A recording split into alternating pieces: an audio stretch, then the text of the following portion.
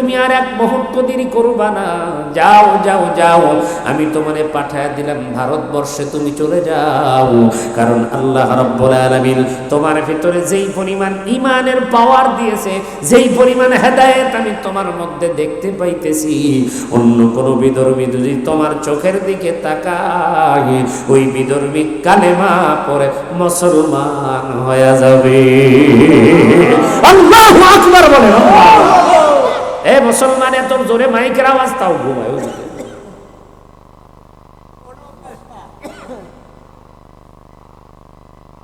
দেখি দুটা হাত উঠান তো দেখি। দেখেন ডানে বামে কেউ উঠাই নেই, ডানে বামে কেউ উঠাই নেই। এটা এমন করে একটা নাড়া দেন, এটা জোরে আওয়াজ করে বলা যাবে আল্লাহু আকবার। আরো জোরে করে বলেন না আল্লাহু আকবার। এটা আওয়াজ করে ডাক দিয়ে বলেন আল্লাহ। আরেকবার একটা ডাক দিয়ে বলেন আল্লাহ। আলহামদুলিল্লাহ। হাত নামান। ও বাজান, অল্প সময় কথা বলবো, রাত যত গভীর হয়, ঘুম তত নিকটবর্তী আছে, এটা তো স্বাভাবিক। কিন্তু আপনাদের টেনশন করার কোনো কারণ নাই। আমি সব খবর নিয়েই এখানে আসছি, কারণ আমার পরের বক্তা মোটামুটি রেডি। কি বুঝেন ভাই?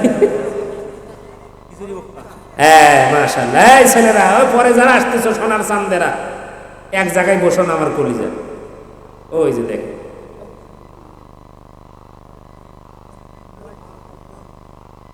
এই ছেলে, এদিক তো মোবাইল কে হাতে না। চুপ। হয়তো অনেকে বলবে হুজুর এগুলো দেখেন না, কিন্তু আমি তো সমস্যা। আমার কথা হলো, 5 জন শ্রোতা আমার সামনে বসে থাকবে, ওই শ্রোতা আমার কথা মনোযোগ দিয়ে শুনবে, ওই 5 জনের সামনেই আমি মনোযোগ দিয়ে ওয়াজ করব। কিন্তু অগোছালো শ্রোতা বসবে আর আমি ওয়াজ করবো, আমি পারি না। আমি এই জন্য আপনাদের কাছে মাপ চাই, কারণ আমি অত বড় শিক্ষিত না, আমার ভিতরে অত বড় যোগ্যতা নাই। আমার যোগ্যতা দক্ষতার দিক দিয়ে আমি একদম অল্প। তবে আমার কথা শোনার মতো মন মানসিকতা যাদের আছে, আমি তাদেরকে অনুরোধ করবো। আমার যুবক ভাইয়েরা, ছোট ছোট ভাইয়েরা যারা এসে বসছো, তোমাদেরকে একটু অনুরোধ রাখবো, আমি আধা ঘন্টার জন্য একটু মোবাইলটা রেখে দেবো। আর বেশিক্ষণ, আধা ঘন্টার মধ্যে আমি ইনশাল্লাহ প্যাকেট করে দেবো তোমাদেরকে, কোনো অসুবিধা নেই, তোমাদের টেনশন করতে হবে না। কিন্তু আমার কথা হলো, আমি তো ওই যে মানুষের দিক তাকায় কথা বলি, যখন হয়তো তাকাই দেখি ওই শ্রোতা অন্য দিক খেয়ালে আসে, তখন আমার মনে হয় আমি ওয়াজ করতেছি, এটা আমার হচ্ছে না। কারণ হলো, ওই যে বেখিয়ালি আছে, ওই শ্রোতা তো আমার কথা শুনতেছে না। ওই কথা যদি আমার শ্রোতা যদি কথা না বুঝে, তো আমি এখানে বসে কি শোনাইলাম, কি বুঝাইলাম? বাড়িতে যাওয়ার পরে যদি স্ত্রী বা বোন যদি জিজ্ঞেস করে, কিরে বেটা ওয়াজ শুনবার গেছিলে? কয় হ মা। কি ওয়াজ শুনছে? কিরকম? হুজুর আসছিল, কিন্তু কথা বোঝে নাই, মানে খুব একটা ভালো না, হুজুরের ওয়াজ ভালো না, হুজুর আসছিল। আর যদি বলে যে না হুজুর সেই সুন্দর ওয়াজ করছে, তখন মা যদি কয় কি ওয়াজ করলে একটু কও, তখন তার বলতে পারবো না। অতএব দোষ দিব কার? গত বছর একটা কথা বলছি, ভুলে গেছেন কিনা? হেডমাস্টার অঙ্ক করায়, অঙ্ক শেষ করে ছাত্রদের বলে, ছেলেরা তোমাদের মাথার মধ্যে কি অঙ্ক ঢুকছে? সব ছাত্র করে জি স্যার ঢুকছে। একজন ছাত্র অন্য মনস্ক হয়েছে, মানে বেখিয়ালি আছে, মানে হেডমাস্টারের ধমক দেখে লাভ ধরে কয় জি স্যার, আমি যে অঙ্ক করালাম, অঙ্ক কি তোর মাথার মধ্যে ঢুকছে? কয় জি স্যার, পুরাটাই ঢুকছে, শুধু লেজ বের হয়ে আছে। হেডমাস্টার কয় জীবনে এত অঙ্ক করাইলাম, অঙ্কের মধ্যে লেজ পাইলাম না। হ্যাঁ বেটাই, তুই লেজ পাইনি কই?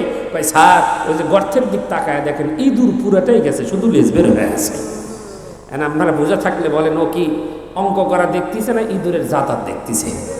ইঁদুরের জাতার দেখা ছাত্র যদি পরীক্ষা দেয়, ও পরীক্ষায় ফেল না পাস, আর যদি ফেল করে দোষ কার? এই যে দেখছেন কয় মাস্টার। এই জন্যই যে আমি বললাম, আপনি বেখিয়ালি থাকবেন আর বাড়ির যে দোষ দেবেন বক্তার, কথা কি ঠিক? মুসলমান বন্ধুরা আমার খেয়াল করেন, আমি আমার যুবক ভাইদেরকে বলে, রে যুবক, তোমাদের মতো যুবক যতদিন পর্যন্ত আমার নবীর হাতে কালেমা পড়ে মুসলমান না হয়েছে, ততদিন পর্যন্ত কিন্তু আমার নবী যুদ্ধের ময়দানে রওনা দিতে পারে নাই, দেয় নাই। যুবকরাই হলো ইসলামের সবচাইতে মূল খুঁটি ছিল ওই সময়। খাব্বাবের ওয়াজ তোমরা শুনেছো, হানজালার জীবনের কাহিনী তোমরা শুনেছ, এই দুনিয়ার জমিনের ভিতরে খাব্বাব আর আসবে না, এই দুনিয়ার জমিনের ভিতরে ওমর আর আসবে না, এই দুনিয়ার জমিনের ভিতরে ওসমান আর আসবে না। আজকে আগামী দিনের খাব্বাব হলে তোমরা, আগামী দিনের হানজালা হলে তোমরা। কারণ তোমরা যদি ইসলামের স্তম্ভ হয়ে দাঁড়াও, তোমরা যদি খুঁটি হও, তাহলে আল্লাহ রাব্বুল আলামিন তোমাদের দ্বারা এই বাংলার জমিনের ভিতরে ইসলামকে কায়েম করবে। কথা কও ঠিক কিনা? এই জন্য বলি না যুবক, শোনো শোনো শোনো, যেই যুবকের গল্প বলতেছিলাম ওই যুবক কিন্তু আমার মতো বয়স্ক মানুষ নয়, মুরব্বীদের মতো নয়। ওই যুবকটার বয়সটাও ছিল তোমাদের মতোই বড় অল্প যুবক। কিন্তু যুবক রাতের বেলা ঘুমাই নাই, সারা রাত্র বেলা মানুষদেরকে মধ্যরে আমার নামাজের দাওয়াত দিয়েছে। হুজুর তারে ডাক দিয়ে বলে, বাবা তুমি যাও এখান থেকে, ভারতবর্ষে চলে যাও, এই জায়গার মধ্যে তোমার আর থাকার দরকার নেই। তোমার দিকে কোনো হিন্দু তাকাইলে মুসলমান হয়ে যাবে, সুবহানাল্লাহ। তোমার দিকে কোনো খ্রিস্টান তাকাইলে মুসলমান হয়ে যাবে। শুধু তাই নয়, শুধু ইরাক থেকে নিয়ে ভারতবর্ষ পর্যন্ত আসতে গিয়া ওই যুবকটার হাতে একজন নয়, দুজন নয়, লক্ষাধিক মানুষ কালেমা পড়ে মুসলমান হয়ে গেছে। এখন কথা হলো, অনেকে প্রশ্ন করতে পারেন, হুজুর ওই যুবকটার পরিচয় কি? আমি পরিচয়টা একটু পরে আপনাদের খেদমতে দিয়েছি। তার মানে যেই যুবকটা, যার ছাত্র ওস্তাদ, যিনি ওই ওস্তাদটাই হলো আল্লামা ফখরুদ্দিন রাজি রাহমাতুল্লাহ আলাইহি। তিনি কিন্তু ওই আসরের তাফসীর লিখতেছিলেন। তার মতো মানুষ কেন না, কারণ ওই সময় আলেমদের কথাগুলোকে বড় মানুষ মূল্যায়ন করত। ও মুসলমান, তিনি আসরের তাফসীর লিখতেছেন আর ওই কলমের হেড কামড়াইতেছেন। এমন সময় ওই লোকটা ডাক দিয়ে কয়, হুজুর আমি একদিন নয়, দুদিন নয়, তিনটা দিন স্বপ্ন দেখেছি। স্বপ্নের মধ্যে আমি যেই কথাগুলো দেখেছি আপনার কাছে একটু জানানোর জন্য আসলাম। আপনি একটু শুনবেন আর আমাকে একটু স্বপ্নের তাবিরটা একটু করে দেন। ডাক দিয়ে বলে, বাবা তুমি যখন ছাড়তেছো না তাহলে বলো বলো বলো তুমি কি স্বপ্ন দেখেছো? তখন আস্তে করে ডাক দিয়ে বলতেছেন, হুজুর আমি রাতের বেলা স্বপ্নে দেখলাম একটা বাঘ আমাকে তাড়া করেছে। স্বপ্নের মধ্যে কিন্তু অনেক সময় আমরা সাপ তাড়া করেছে, আমাদের সিংহ তাড়া করেছে, বাঘ ভাল্লুক অনেক রকমের, কিন্তু স্বপ্নের মধ্যে আমরা ভয়ঙ্কর স্বপ্ন অনেক সময় দেখি। আল্লাহর বান্দা ডাকতে বলে, হুজুর ওই বাঘ আমাকে যখন তাড়া করতেছে, ওই বাঘের তাড়া খেয়ে আমি যখন দৌড়াইতেছিলাম, দৌড়াইতে দৌড়াইতে দৌড়াইতে দৌড়াইতে যখন আমি নিস্তেজ হয়ে গেলাম, মনে হলো বাঘের খপ্পরে আমি পড়ে যাব, আর বাঘের হাত থেকে বাঁচার আমার কোনো আর কায়দা নাই। ঠিক এমন মুহূর্তে লক্ষ্য করে দেখলাম আমার সামনে একটা গাছ দেখতে পাইলাম, গাছ। আমি লাফদাম ওই গাছের ডালের উপরে বসে বললাম, আর মনে মনে চিন্তা করলাম, যাক বেঁচে গেলাম, আর বাঘ আমাকে ধরতে পারবে না। কিন্তু আশ্চর্যজনক হলেও সত্য, আমি যেই ডালের উপরে বসা, ওই ডালের ঠিক নিকটতম নিচের দিক যখন আমি তাকাইলাম, লক্ষ্য করে দেখতে পাইলাম ওই বাঘটা তো চলে যায় না, বরং আমার ঠিক সোজা ওই বাঘটা বসে আমার দিকে মুখ করে হা করে তাকায় আছে। আমি তখন চিন্তা করলাম, যাক ও কতক্ষণ থাকতে পারে, থাক, অসুবিধা নাই, এক সময় চলে যাবে। কিন্তু হুজুর আশ্চর্যজনক হলেও সত্য, এমন মুহূর্তে আমার মাথার উপরে কি যেন ফোঁস ফোঁস ফোঁস করে একটা আওয়াজ করে। আমি তখন আস্তে করে উপর দিক তাকাইলাম, লক্ষ্য করে দেখতে পাইলাম একটা বিষধর সাপ আমার মাথার উপরে সবল মারতেছে। একবার মাথা পায়, আবার পায় না, আবার পায়, আবার পায় না। এমন সময় বড় চিন্তার মধ্যে আমি পড়ে গেলাম। সাপের হাত থেকে বাঁচতে গেলে বাঘের হাত থেকে বাঁচতে পারবো না। আমি বাঘের হাত থেকে বাঁচার জন্য গাছে উঠলাম, এখন তো দেখি সাপের হাত থেকে বাঁচতে পারবো না। এমন সময় আমার নজর চলে গেল ডালের গোড়ালির দিকে, যেই ডালের উপরে আমি বসে আছি।